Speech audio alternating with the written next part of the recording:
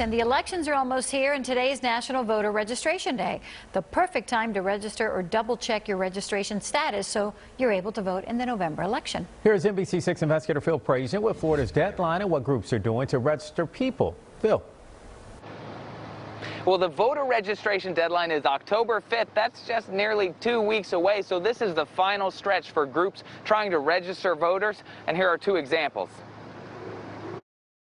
Desmond Meade was one of many Floridians who made mistakes and dealt with the consequences. I myself am a returning citizen because of drug addiction, have made a lot of mistakes in my life and have served my time. And at one point in my life, it was really dark for me. He's now working with the Florida Rights Restoration Coalition to get others like him their voting rights back.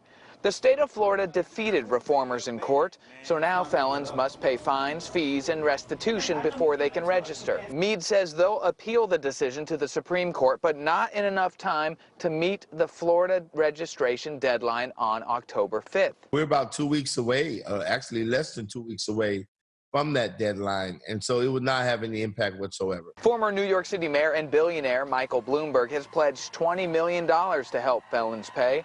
He joins people like Michael Jordan, LeBron James, and local sports franchises like the Miami Dolphins and the Miami Heat. But it's an expensive project. So far, they've spent $4.5 million registering 4,500 people.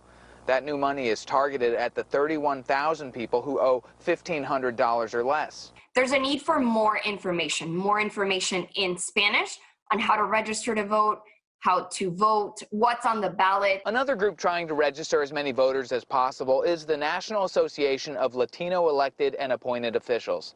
Julia Cabrales cites one of her organization's reports showing 3.1 million Latinos in Florida could vote, but in 28 fertile. We know that once a Latino that naturalizes registered to vote, they're more likely to vote than Latinos that were born in the U.S.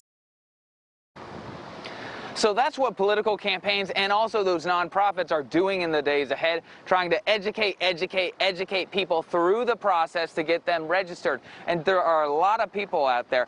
Just with Amendment 4 alone, there are more than 1 million people who could be registered but are not. If you're looking for information, we have a ton of it on NBC6.com.